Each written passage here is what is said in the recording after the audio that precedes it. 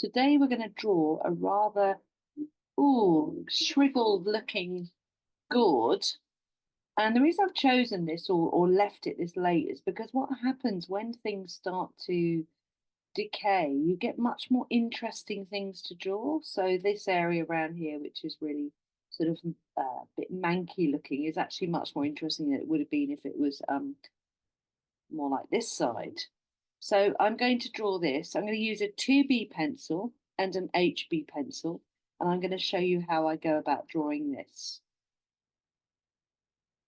So to begin with, obviously we have a spherical shape. I've got to work out which angle I want to do this at. I think I'm actually going to go from the top and try and get some of this manky area in as well.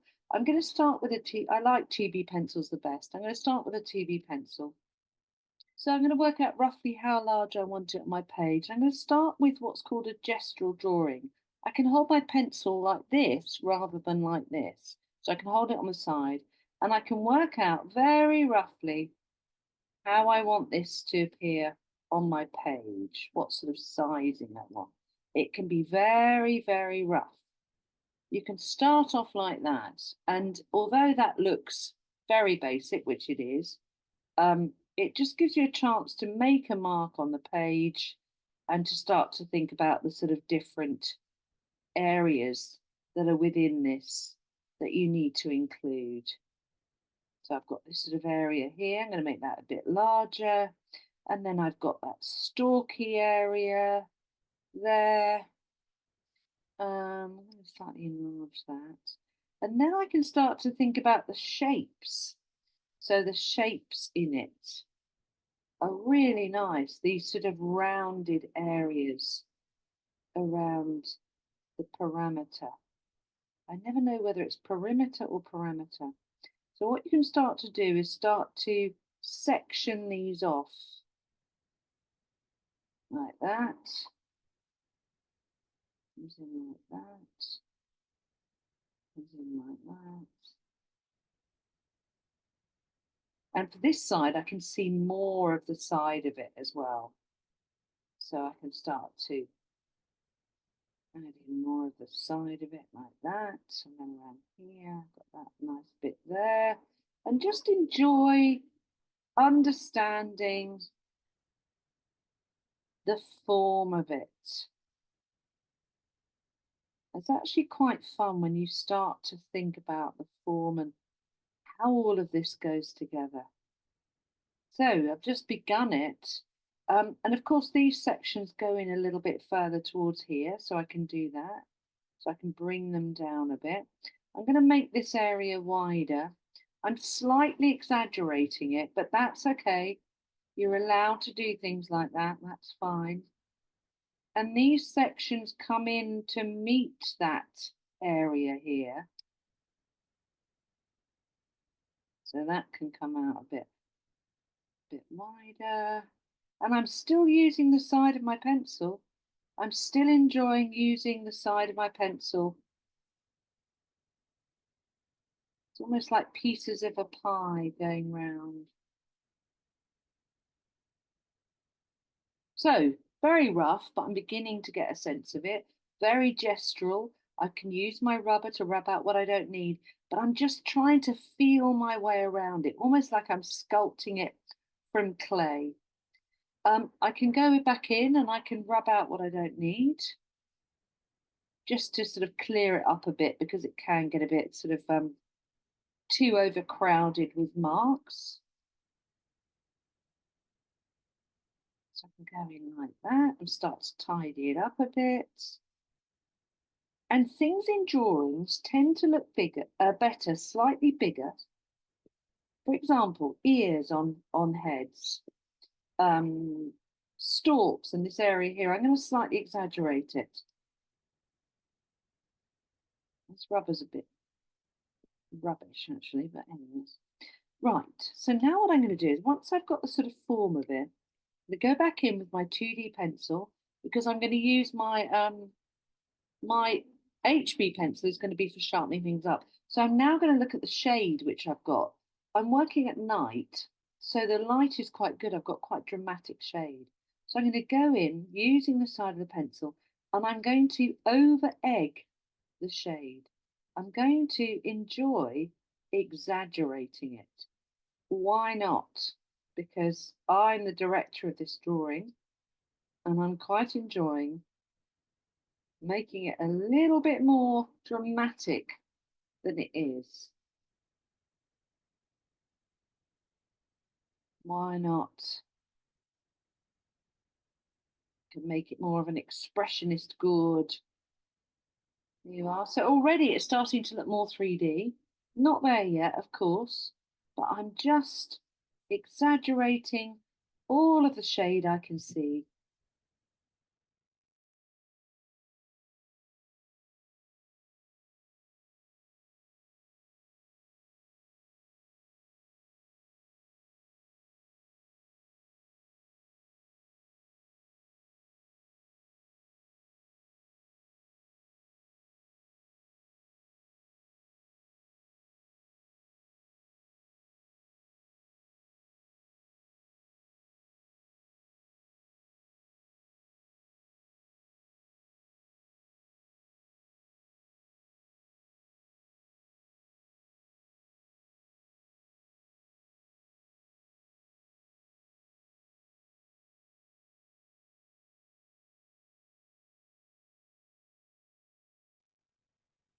So I put in some dramatic shading. I'm quite enjoying it, just using the side of my pencil or holding it higher up, basically, because most people hold a pencil like that.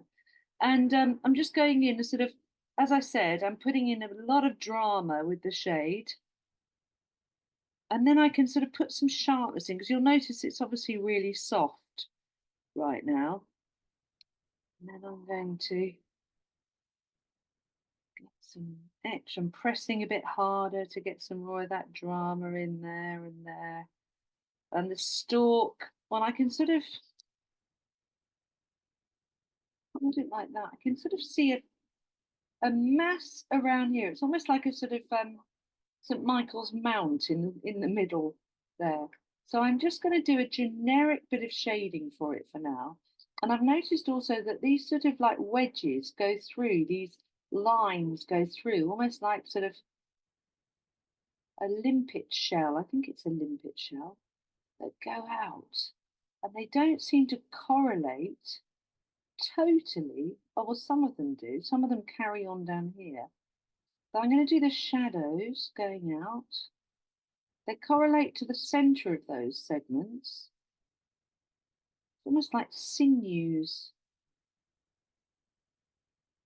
Now, I'm doing a very expressionist drawing because I've given myself permission to do that because I want to.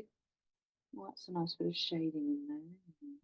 I'm quite enjoying, like I say, putting the drama in here.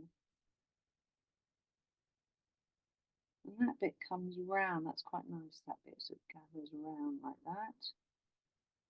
And then what I'm going to do is I'm going to start adding a lot of generic shade all over using the side of the pencil.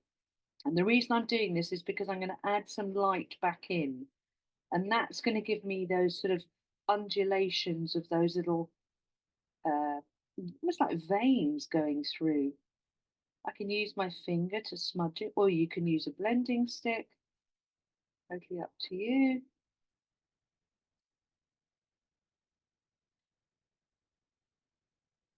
Okay, I'm getting that in like that. Okay, so I've got a nice bit of shade on there.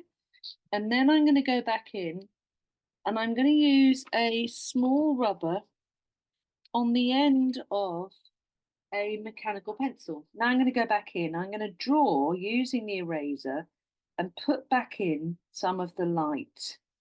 So as soon as I do that, it starts to give it much more of a three-dimensional quality.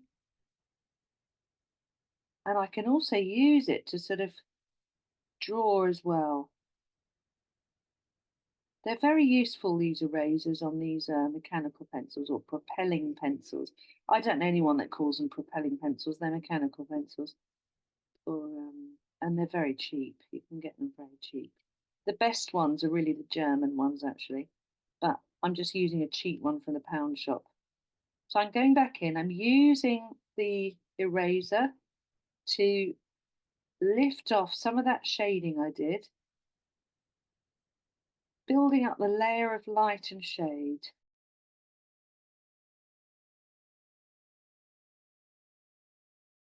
Down over the edges. We're going down over the edges and feeling the form as you go around. Imagining the shape and feeling the form. Don't lose sight of the form of what you're drawing. Okay, so we're getting there. Okay, so now I'm going to go back in with my HB pencil, which is also by Stapler because I like those. And I'm going to go back in and I'm going to try and get some of this sinewy or veiny effect. And I can get away with putting these lines on top, which are actually the valleys or the shadows, because I've got shading and light beneath. If I hadn't have done that, it wouldn't have, it would just have floated on the surface. But now I can get away with it because I've got a bit of a build up underneath. If you don't build up underneath and you put lines on top, it can just flatten everything.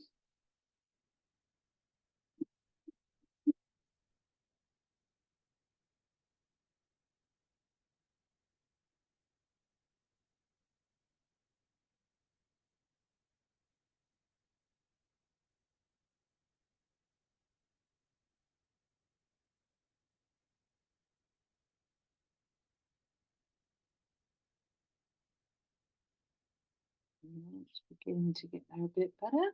It's getting there. Not quite ready yet. We've got a few more layers to go.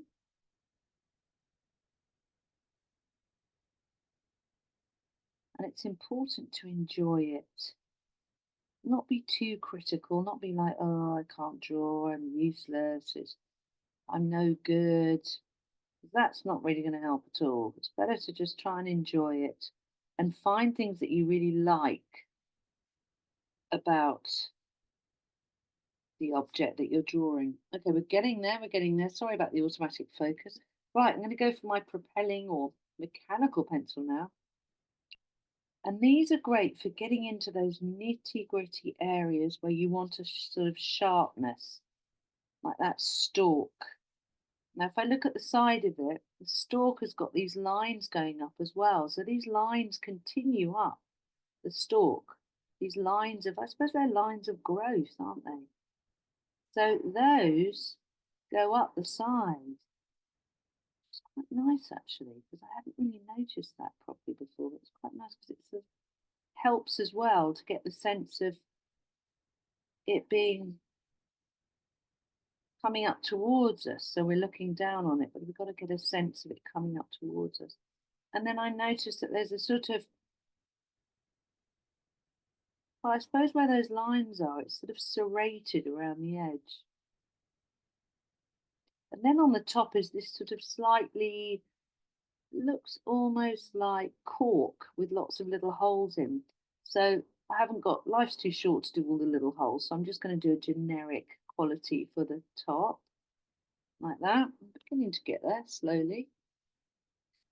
And then I'm going to go back in and get some of these shadowy bits, but sharper bits. And just continue around adding to what you've got. You've sort of built yourself a platform, really. And now you're going back in. And now, where the rubber was a bit rubbish here, it's quite nice actually. I'm going to use that. Sometimes mistakes are quite good. That rubber is caused a bit of an issue there, but I am just going to go with it and use it.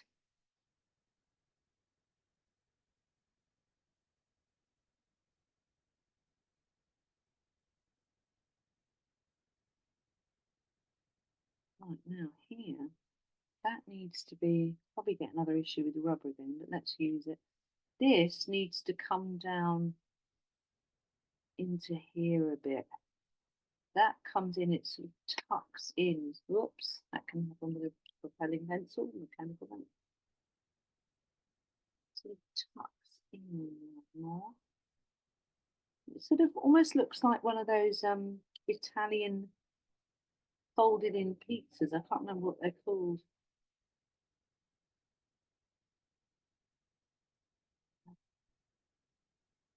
There's another mistake from the rubber there, which is quite useful. I'm just building it up slowly, really enjoying it. I'm going to put some shading at the side here and there. A bit of shading on there. So it's what I would call an expressionist drawing of a gourd, but nonetheless, it's not massively precise, but it's interesting for me and I'm enjoying it. And I'm going to add in this sort of decay around here. And I'm going to add it in as sort of like almost like a surface pattern over here. So I'm just squiggling my pencil around to try and get a different sort of mark making for over here. I'm not going to over egg it and go, oh, look, there's a real bit of decay there. I'm going to make it really decay like. I'm just going to give a sense of a sort of mottled surface, just a little bit of a sense of it there. And then what I'm going to do to make my life a little bit easier, I'm going to think about putting in a strong background. Now, strong backgrounds are great. Look what happens. As soon as I do that, I get support for my drawing. You see what happens? I can suddenly get the outline, and that's really going to help to make your drawing what we call pop. It sort of gives it an optimum chance to survive because it's got all this white, which is really actually very, very diluting in a way when you've got a white page. So I'm twisting the paper round, twisting the page round so that I can get round the whole thing and still looking carefully to see what happens around the edge. Don't forget to keep looking. But this is just helping me to feel like, or to get a sense really of its volume more and to help with, you can see that already, that's giving it a fighting chance. So I can see around here. And what it is that you're giving it an outline without drawing an outline. You're actually just putting in a background, and that's so much better than doing an outline. And I quite like backgrounds to have quite a lot of energy in them, like this. In other words, what I mean is instead of doing it really smooth, it's got a sort of different directions like this. It's quite lively, what we call a lively line.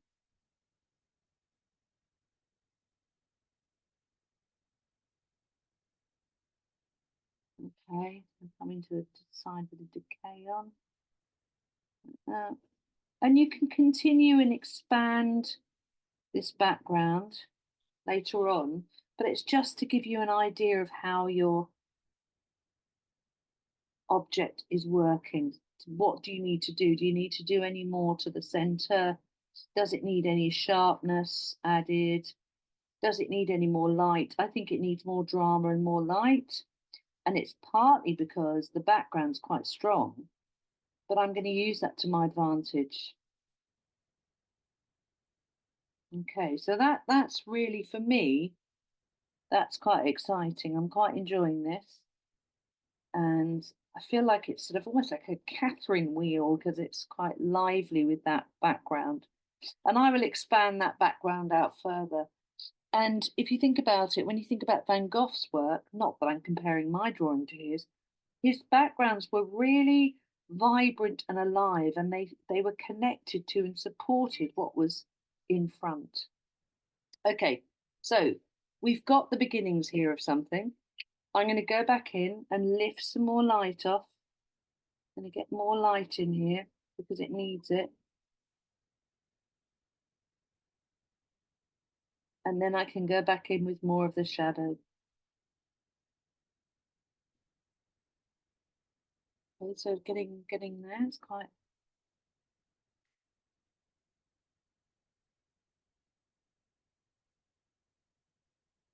There's a bit of lighting here as well.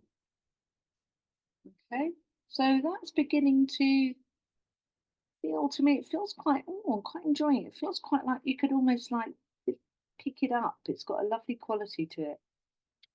Now I'm going to go back in with, actually, I'm going to surprise you all. I'm going to go back in with a biro. Oh, yes. I'm going to go in and get some of these really dark areas with a biro. Now, you could do this with a matte pencil. You can buy a matte pencil which hasn't got shine, which is very dark, or you can just use what I'm using, which is a biro. But you have to be really careful that you don't overdo it. You do not want to overdo this because it can just look too, well, like biro on pencil. And we're trying to avoid it looking like biro and pencil. We're just putting in tiny little bits here and there, tiny, tiny bits, just to give it a little bit more depth. Keep looking at your gourd. You can see that there's a bit of shadow around the edge there.